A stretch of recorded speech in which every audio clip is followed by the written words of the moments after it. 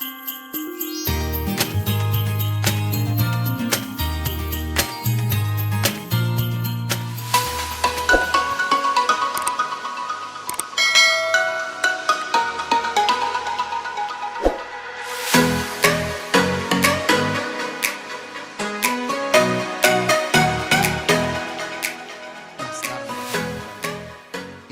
kita siapa sih supaya tetap murni?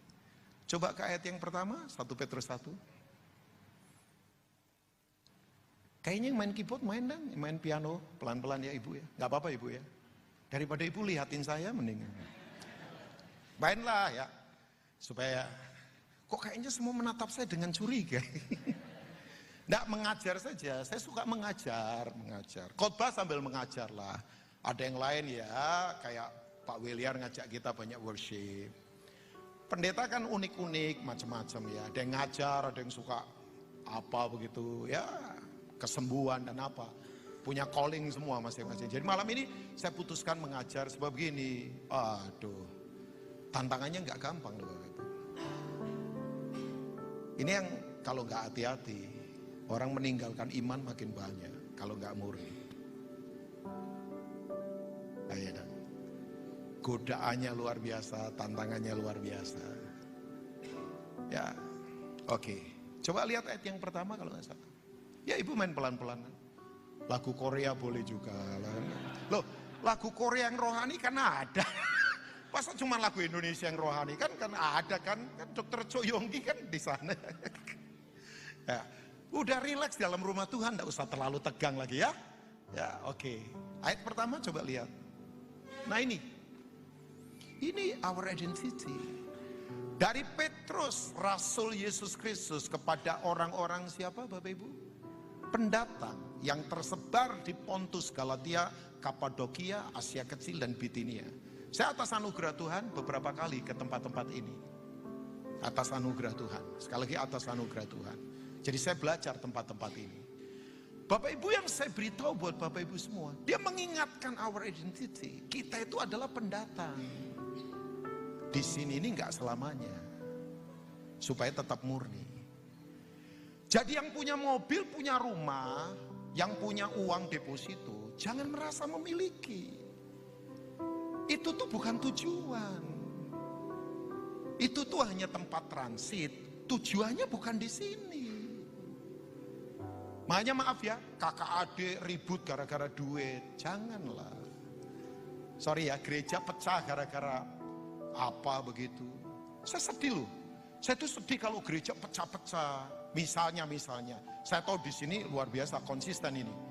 GBI Gajah Mada termasuk saya pikir gereja yang konsisten lah. Bukan puji apa supaya nanti dipanggil lagi, enggak lah.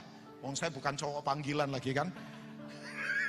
Kalau dipanggil-panggil kan jadi cowok panggilan nanti. Enggak, saya lihat cukup konsisten kan. Almarhum Ibu Hana meletakkan dasar yang cukup kuat. Ya, saya tahu Ibu Pendeta Hana Sebaja meletakkan dasar yang cukup kuat. Tapi sedih loh Bapak Ibu, lihat gereja terpecah-pecah, bayangkan. Coba, persahabatan jadi nggak enak. Ya kan? Karena itu tadi, bahwa orang nggak sadar. Orang itu harusnya sadar. Katakan sadar. Katakan sadar. Orang kalau sadar kemungkinannya 3 kan, berarti nggak 3. Orang kalau sadar itu kemungkinannya tidak 3. Tidak pingsan, tidak mati, tidak edan. Karena hanya orang edan nggak sadar, orang mati nggak sadar. Kita tuh harus sadar Bapak Ibu, jabatan kita itu nggak selamanya. Kita tuh hanya transit di sini, kita tuh pendatang. Tahu nggak seorang penulis hebat, bukunya keren, difilmkan. Selain Narnia, Bapak Ibu yang tahu film, kan dulu ada film Narnia kan, singa itu. Itu penulisnya seorang teolog hebat namanya C.S. Lewis. Dia mengarang buku klasik hebat namanya Mere Christianity. Baca buku yang begituan Bapak Ibu. Anak saya suruh baca yang begituan.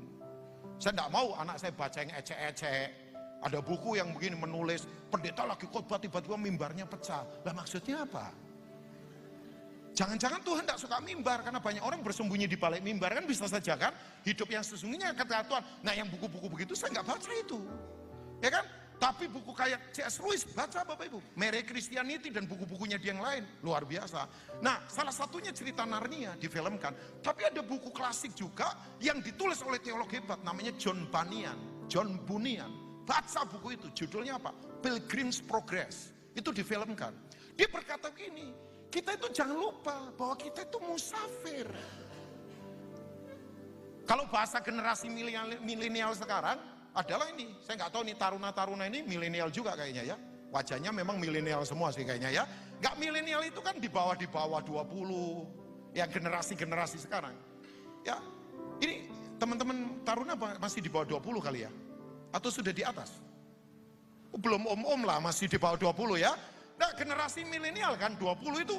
Nah generasi milenial itu menyebut musafir itu, pelancong itu pendatang dengan sebutan keren bahasa Inggrisnya, backpacker. Ya kan? Yang melancong kemana-mana, suka pergi kemana-mana. Nah Bapak Ibu lihat gak, orang itu kalau musafir, backpacker lah istilah generasi milenial, kan gak ada musafir bawa spring bed, bawa kulkas 3 pintu begitu kan, bawa kasur gede, gak ada kan, gak ada. Semuanya harus ringan Bapak Ibu. Makanya orang kalau sadar dirinya musafir, ringan. Sorry ya, nanti kalau sangkakala berbunyi, yang ringan-ringan yang cepat terangkat. Yang berat-berat susah terangkat loh. Malaikat dorong turun lagi, malaikat dorong turun. Kaboten Bapak Ibu. Kalau kita sadar ini Bapak Ibu, kita tuh di sini cuma transit. Coba. Tujuannya kemana? Kepada kekekalan. Yang percaya katakan amin. Transit itu begini, tempat sementara. Walaupun tempatnya bagus, cuacanya bagus, suasana bagus, itu cuma sementara. Saya kalau ke Bandung, kalau naik mobil 120 kilo dari tempat saya, dari Jakarta, itu saya paling suka mampir ke rest area. Tempat saya kemudian bisa istirahat di KM 72. Sebab di situ ada tempat penyembahan sangat luar biasa. Namanya Starbucks Cafe. Itu saya di situ menyembah Tuhan itu. Minum kopi, langit terbuka langsung. Coba bayangkan. Saya kemudian nulis beberapa hal yang perlu saya tulis. Tapi begini, walaupun itu kafe enak, cuacanya enak, semuanya enak. Kan tujuan saya bukan di situ, tujuan saya ke Bandung. Nah hidup itu mau punya rumah bagus, mau punya istri cantik, mau punya suami ganteng, mau punya deposito banyak, sorry ya, sementara. Kita mau sombong apa? Ya kan? Makanya kalau kita tahu ini kita tetap murni. Tujuan kita bukan di sini. Oke, saya kasih contoh.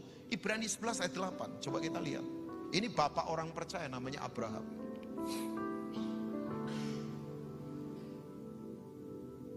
Om Gun, kalau waktunya sudah mau selesai, saya dikasih tanda ya. Kurang 10, kurang 5 atau apa ya. Kalau saya ngomong terus dibeginikan saja Om Gun ya. Artinya selesai. Janganlah. Masa maksudnya di stop. Ya siapa tahu terlalu kebablasan nanti. Sebab saya sudah diwanti-wanti tadi 45 menit ya Pak Rubin. Lebih dari itu terlempar dari mimbar. Oh enggak lah. Saya yakin enggak sampai begitu ya. Enggak, supaya enggak terlalu lama. Sebab ini penting untuk kita renungkan. Oke. Karena iman Abraham taat ketika ia dipanggil untuk berangkat ke negeri yang akan diterimanya menjadi milik pusakanya, lalu ia berangkat dengan tidak mengetahui tempat yang ia tujui. Tahu Bapak Ibu? Abraham itu ada di mana? Haran, kota hebat, makmur, keluarganya kaya, keluarga konglomerat. Tapi begitu Tuhan suruh tinggalkan kenyamanan, no excuse loh. Gak ada alasan, dia bergerak. Tujuannya kemana? Promised land, tanah perjanjian. Tapi perjalanannya gak gampang. Mesti berperang, padang gurun yang luar biasa. Tahu padang gurun? Kalau panas bisa 60 derajat Celcius. Kalau lagi musim dingin bisa minus 10 derajat kalau malam. Saya beberapa kali di padang gurun. Itu tempat gak enak. Pecah itu kelenjar keringat, kelenjar ludah. Kalau nggak banyak minum, tepar, dehidrasi. Tapi dia taat. Menanggalkan kenyamanan, bayangkan. Semuanya cukup, keluarganya kaya raya, pedagang hebat. Kota metropolitan Haran waktu itu. Tapi dia bergerak. Tidak menggondelin apapun. Menggondelin itu apa sih? Kok jadi bahasanya dicampur begitu ya? Tidak memegang apapun. Dia lepasin semuanya. Orang itu kalau punya kemusafiran. Sorry ya. Stres terberat itu kalau hidup merasa memiliki. Makanya tahu Bapak Ibu. Begitu istri meninggal stres. Begitu kaki suruh dokter dipotong karena diabetes terlalu tinggi, stres. Kehilangan apa saja stres. Karena kita merasa memiliki. Orang lupa, kita bukan owner. Kita ini steward. Saya itu pengelola, saya bukan pemilik. Makanya saya ketawa kalau ada orang ngomong begini, istilah pribumi, bumi putra. Gak ada, semua kita pendatang. Pertanyaan saya, adakah Bapak Ibu yang lahir bawa sesuatu? Gak ada. Ada yang lahir bawa celana jin? Gak ada. Ada yang lahir bawa cincin emas? Kita lahir dengan 3 keadaan, ompong, telanjang, bego lagi. Loh, kita tuh lahir ompong, telanjang lagi, bego. Maksud saya bego, gak ada begitu anak lahir. Ditanya 3 kali 3, 9 om, gak ada. Gak ada. Kalau saya sekarang ada sepatu, saya punya batik begini, saya dipercaya mobil untuk kemudian saya pergi kemanapun, saya dipercaya pelayanan. Sorry, itu bukan milik saya. Ngapain rebutan ribut di situ? Persahabatan terganggu, kakak adik jadi pecah, hubungan keluarga jadi berantakan. Buat apa? Gak murni lagi.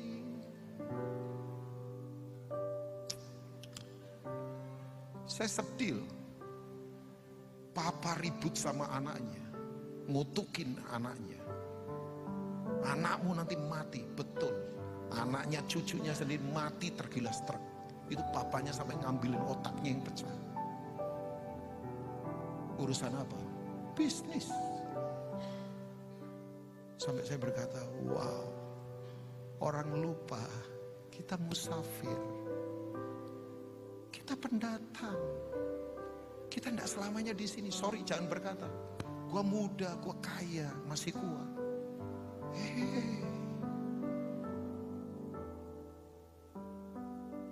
Kalau kita sadar ini Bapak Ibu, lain. Coba ayat 9.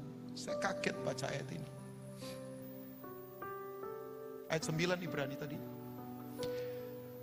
Karena iman ia diam di tanah yang dijanjikan itu, seolah-olah di suatu tempat apa Bapak Ibu? Tanah asing. Tuhan janjikan dia di situ, dia sudah dapat, perjuangannya nggak gampang, bayar harganya nggak gampang. Kok menganggap itu tanah asing bukan miliknya? Kan susah. Butuh iman, makanya iman jangan dipakai yang lain. Iman dipakai untuk tidak merasa memiliki, walaupun Tuhan percayakan sesuatu pada kita. Dia meninggalkan kenyamanan, disuruh pergi ke Promised Land, dia diam di situ, berperang dengan banyak raja, perjalanannya nggak gampang, bayar harganya berat. Begitu sudah ada di situ, nggak merasa memiliki, malah dia tinggal di kemah. Ayat tadi berkata, kemah artinya tempat yang gampang dibongkar, gampang dipasang. Bangunan seperti ini bongkar pasangnya kan lama. Misalnya gedung ini mau diperbarui yang baru, dirubuhkan, waduh, butuh setahun lebih, bisa 2 tahun kali. Tapi kalau kemah enggak, begitu Tuhan suruh rubuhkan, rubuh langsung. Kemah itu pasang, kemudian begini, bongkar cepat. Nah hati itu ada seperti itu. Kalau Tuhan suruh bergerak, bergerak. Karena memang kemah, gampang bongkar, gampang pasang. Coba, nah sekarang pertanyaan saya, kemana imannya diarahkan? Kok aneh? Ini sekarang ini Yerusalem sekarang. Yang sekarang diberebutkan oleh beberapa kekuatan. Yerusalem itu unik sekarang. Yerusalem itu kalau batuk dunia demam. Yerusalem itu kalau demam dunia pilek dan meriang. Pengaruhnya luar biasa. Yerusalem sekarang Bapak Ibu. Tapi dia tidak menantikan itu. Dia arahkan kemana? Ayat 10. Waduh, Abraham itu hebat memang. Sebab ia apa Bapak Ibu? Menanti-nantikan kota yang mempunyai dasar, yang direncanakan dan dibangun oleh Allah. Saya beritahu, kota ini belum ada. Abraham belum sampai di sini. Abraham masih disimpan di dunia orang mati. Dia lagi nunggu kita untuk sama-sama ke kota ini. Nanti kota ini ada waktu Yesus turun. Yang percaya katakan amin. Sebutkan New York yang pernah ke sana, sebutkan Paris, sebutkan Toronto, sebutkan Vancouver, sebutkan Melbourne, sebutkan Sydney, sebutkan Tokyo, sebutkan Singapura, sebutkan mana saja kota yang saudara pernah pergi dan berkata romantik, kota yang indah. Sorry, kota itu Gak ada apa-apanya nanti dibandingkan kota yang dibangun dan sungguh-sungguh direncanakan oleh Bapa sendiri. Yang mau katakan amin. Nanti kita kalau ada di kota itu cuma nangis saja. Yang di sini ini tidak berguna sama sekali. Makanya Paulus berkata, aku anggap sampah semuanya. Tahu dia pakai bahasa apa? Skubalot. Skubalot itu kotoran manusia. Bagi dia gelar, jabatan, kehebatan. Itu kotoran saja. Orang kalau sadar dia pendatang, jaga hati tetap murni. Yang berikutnya saya selesai. Wajahnya kok sedih kayaknya ya mendengar ini ya Bapak Ibu ya. Enggak, saya selesai sebab ini. Tuhan mau kita tetap murni. Saya berdoa yang datang malam ini kita tetap jaga kemurnian. Sebab ini api Tuhan hanya turun pada kemurnian. Kemuliaan Tuhan turun pada kemurnian. Promosi Tuhan turun pada orang yang hatinya murni. Nah yang kedua, saya selesai dengan ini. Bagaimana kita tetap murni? Identitas yang berikutnya adalah begini Bapak. Bahwa begini, harta terbaik kita bukan yang di luar. Harta terbaik kita ada di dalam kita, yaitu Yesus Kristus. Yang setuju katakan amin? Harta terbaik kita bukan yang di luar. Makanya betul, ngukur berkat bukan dari apa yang kita dapat. Ngukur berkat itu dari apa yang ada di dalam kita yang kita lepaskan. Saya tidak mau mengukur berkat dari apa yang saya dapat. Saya mengukur berkat dari apa yang saya lepaskan di dalam. Sebab kekayaan kita ada di dalam. Dan itu luar biasa. Oke, saya akan tutup 1-2 ayat setelah ini. Coba kita lihat Wahyu 3 ayat 17. Ini teguran atau rebuke keras buat jemaat yang ngakunya hebat, namanya Laodikia. Wahyu pasal 3 ayat yang ke-20. Tetap miliki kemurnian. Ya, jangan salah sangka ya Bapak Ibu. Silakan Bapak Ibu sukses, kejarlah kesuksesan nggak apa-apa. Silakan kaya nggak apa-apa. Wong begini sebetulnya, orang kaya itu belum tentuan sombong loh. Ya, kita jangan pikir orang kaya itu sombong, belum tentu. Ya, orang kaya itu belum tentu sombong, orang pinter belum tentu sombong. Tapi yang gak enak kan begini, gak kaya tapi sombong. Nah itu yang gak enak itu ya, gak pinter tapi sombong. Sebab saya ketemu orang yang kaya, gak sombong. Ada orang pinter, saya ketemu satu orang pinter di Australia. Masih muda bayangkan. Waktu itu saya ketemu usia 24 tahun, sudah PhD. Doktor bisnis usia 24 tahun. Sekarang usia 32 tahun, sudah profesor di Monash University. 32 tahun profesor, salah satu profesor muda yang sekarang pekerjaannya observasi. Jagonya luar biasa. Dia pastor, dia seorang pendeta, sahabat baik saya. Saya suka diskusi sama dia. Orangnya nggak sombong, orangnya nggak merasa apa begitu. Bahkan lewat tangannya sekarang beberapa kandidat doktor muncul. Ini orang luar biasa ini, ya. Nah, saya ingatkan, jadi sukses, jadi kaya, diberkati, nggak apa-apa. Itu kerinduan hati Tuhan. Tapi begini, jangan sampai salah tujuan, supaya kita tetap murni. Nah, jemaat ini ditegur. Coba Wahyu 3 ayat 17. Nanti saya akan lompat ke satu ayat lagi. Ya, setelah itu kita selesai. Karena engkau berkata, aku kaya, aku telah memperkayakan diriku dan aku tidak apa Bapak Ibu? Kekurangan apa-apa. Dan karena engkau tidak tahu, bayangkan, Tuhan keras sekali berkata, bahwa engkau itu melarat, malang, miskin, buta dan telanjang. Bayangkan, ini teguran, rebuke yang sangat keras sekali. Ya, bahwa mereka begini, semuanya diukur dari luar. Mereka berkata begini, udah tidak perlu hati yang murni, semua orang ukurnya dari luar. Makanya dunia itu sekarang ngomong begini, yang penting kesan, tidak perlu isi. Yang penting kesan, permukaan, pencitraan, penampilan, isi tidak perlu. Jadi yang penting yang di luar, yang di dalam tidak perlu diurusi. Padahal enggak, Tuhan itu urusannya di dalam Bapak Ibu. Percayalah. Jadi begini, karena dia ngomong, aku hebat, aku kaya. Padahal Tuhan ngomong, kamu melarat, kamu buta, kamu telanjang. Bapak Ibu yang saya sedih lagi, coba lompat ayat 20. Saya ulangi sekali lagi, percaya nggak harta terbaik kita Yesus Kristus? Yang setuju sekali lagi katakan amin. Harta terbaik kita siapa?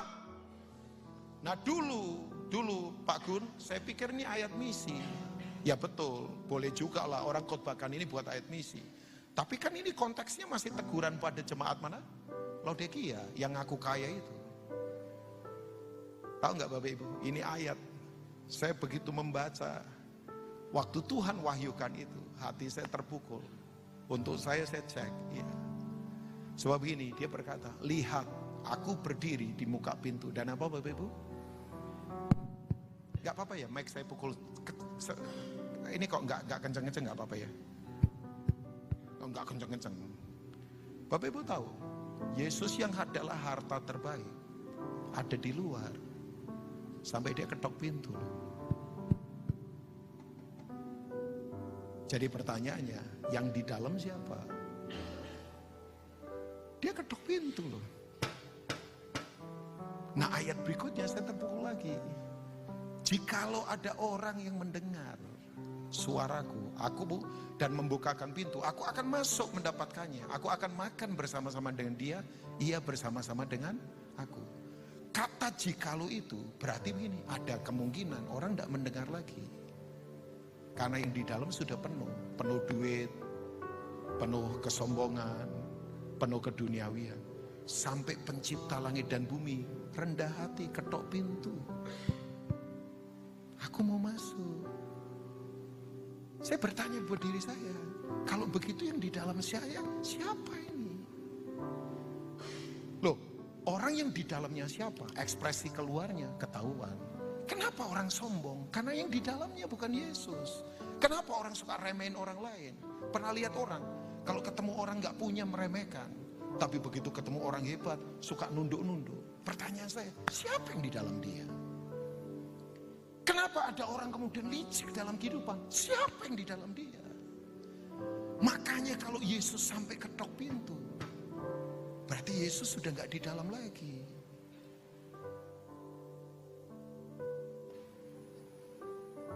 Tuhan ngomong sama jemaat Laodikia, kamu perlu bertobat.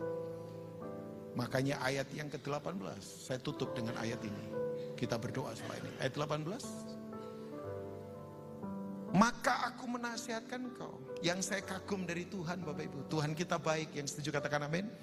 Tuhan itu kalau menegur selalu memberi jalan keluar. Tuhan itu kalau mengingatkan pasti ada jalan keluar. Makanya saya ingatkan, dalam Tuhan tidak ada masalah yang tidak ada jalan keluar. Pasti ada jalan keluar. Yang setuju katakan amin. Jadi Bapak Ibu kalau sekarang ini lagi berat dalam apapun, gak usah takut. Pasti ada jalan keluar. Udah, yang ngomong ini orang yang ngalami. Kalau saya gak ngalami, saya gak akan bicara ini. Oh ya. Gak mungkin saya tempati rumah sekarang. Kapital dari mana? Saya beli rumah gak pakai modal. Aneh. Nggak mungkin kita sekarang bisa ibadah di satu gedung yang dibangun 9 lantai dan 1 floor diserahkan untuk pelayanan ministry kita. Dari mana? Nggak mungkin kita bisa melatih anak-anak muda yang WO-nya sekarang secara profesional dikelola. Sampai tahun depan sudah ada 450 couples yang sudah DP. Dan itu melatih anak-anak untuk ke fotografi, kuliner, tata rias dan sebagainya. Nggak mungkin. Ratusan anak bekerja untuk mereka dapatkan uang buat kuliah. Dari mana kita punya backup? Ya, nggak mungkin kita bisa bikin sekolah sampai ke Rote, SMA sekarang. Dengan ada 50 siswa gratis. Tiap bulan puluhan juta harus kita keluarkan. Dari mana? Nggak mungkin kita punya jaringan yang hampir menyeluruh di seluruh Indonesia. Sampai ke Batam kita training para petani. Di Manado kita punya jaringan untuk tolong women trafficking, orang-orang wanita yang dijual jadi pelacur dan sebagainya. Punya anak nggak punya papa yang harus dirawat. Dari mana? Saya makanya kalau tengok hidup saya berkata, saya nggak mau banget sampai Yesus di luar saya.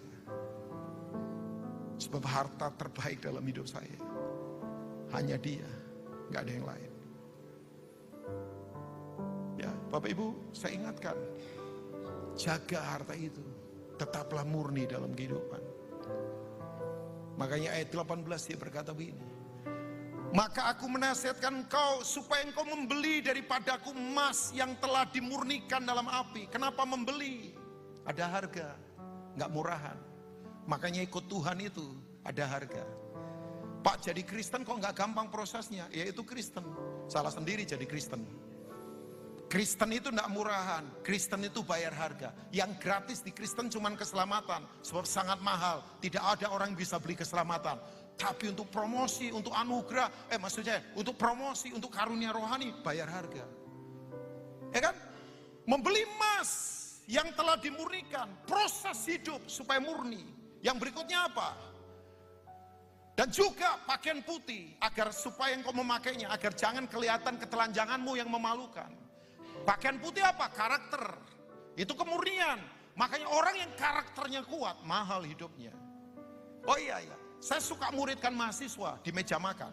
Sebab meja makan itu tempat pemuridan paling bagus. Mulut terbuka, hati gampang dibuka. Oh ya kan? Saya paling suka memuridkan di meja makan, koinonia Pak. Nah, kalau mahasiswa saya tidak mau dibayarin, even papanya kaya, saya tidak mau. Sebab itu komitmen saya. Pokoknya untuk mahasiswa dan pelajar, saya harus bayarin. Itu investasi buat saya puluhan tahun sudah saya lakukan di meja makan. Kadangkala kalau ngajak mereka 10 orang, itu kampung tengahnya gede-gede. Kalau makan kayak orang kesurupan loh bayangan mereka itu. Karena masih muda-muda, saya ngomong sama mereka, tambah air sama nasi yang banyak gak apa-apa, lauknya tolong tahan. Penguasaan diri mesti kuat. Taruh pisau di leher kalau mau tambah laut. Saya berkata ya, sebab kakakmu itu ya mesti ngitung juga. Oh, Kak Rubin kan, udah saya ngomong, udah. Yang saya muridkan banyak. Jadi kita makan. Mereka saya ajar. Nah setelah saya makan, saya bayar di kasir. Kasirnya ngomong begini, Pak Rubin, kasirnya kenal saya. Tadi ada keluarga di ujung sana, tahu Bapak. Oh itu pendeta Rubin Ong lagi muridkan. Belnya, tagihannya saya yang bayar, jangan beliau, biar saya yang bayar. Saya tahu dia pendeta baik. Bayangkan, saya marah sama kasirnya. Kok nggak bilang dari tadi? Karena anak-anak ini nahan-nahan, nggak mau nambah kan, takut. Kalau bilang dari tadi kan biar nambah banyak kan. Kasirnya pinter lagi ngomong saya. Ya kalau mau nambah lagi nggak apa-apa, Bapak yang bayar lah. Nah saya tanya, siapa yang bayar tadi? Nggak tahu Pak, tapi dia tahu nama Bapak. Bayangkan, orang itu kalau punya nama baik, karakternya baik, punya kuasa, minimal ditraktir orang. Coba kalau karakter saya nggak baik, orang makan jadi langsung mules loh lihat saya. Karena begini, makanya saya ingatkan, jangan suka tipu-tipu. Jaga kemurnian, ngomong apa adanya, jangan ada apanya. Jaga integritas. Sorry ya, jaga integritas. Tahu integritas? Siapa aku di tempat gelap, itu integritas. Walaupun sendirian. Oh iya, pendeta ngomong begitu gampang. Siapa bilang? Kadangkala di gadget saya, tiba-tiba memuncul itu. Chatting seks, porno tiba-tiba. Oh iya, siapa yang tahu kalau saya lihat itu? Tergoda juga, digoda. Tapi saya putuskan enggak. Saya putuskan enggak. Saya tahu siapa saya di tempat gelap. Saya terang. Karakter. Yang berikutnya, minyak untuk melumas mata kita. Mata itu kalau nggak murni Bapak Ibu, jelalatan. Pernah lihat orang matanya jelalatan begitu. Pakai sunglass, maksudnya begini supaya nggak kelihatan, padahal tetap jelalatan. Istri-istri tolong hati-hati kalau suami sering pakai sunglass. Enggak lah, enggak semua begitu lagi ya. Enggak mesti begini, mata perlu dilumas dengan minyak urapan supaya tetap murni, memandang uang lain. Ya, saya tahulah ibu-ibu paling gampang menangis kalau lagi baca buku, namanya buku tabungan. Apalagi kalau dananya nggak ada, ya gampang menangis. Nggak tahu ibu-ibu itu kalau baca buku tabungan kayak novel romantis yang menyayat hati. Nah, saya beritahu ibu-ibu, udah nggak usah takut. Penyediaan kita tak terbatas datangnya dari Tuhan. Waktu kita melihat waktu mata kita dilumasi dengan minyak, lain kehidupan. Saya berdoa, dua hal ini tetap menjaga kita. Kita tahu identitas. Kekayaan kita adalah Yesus Kristus. Kita pendatang, kita cuma musafir. Tidak selamanya kita di sini. Ada kekekalan yang menanti kita. God bless you all.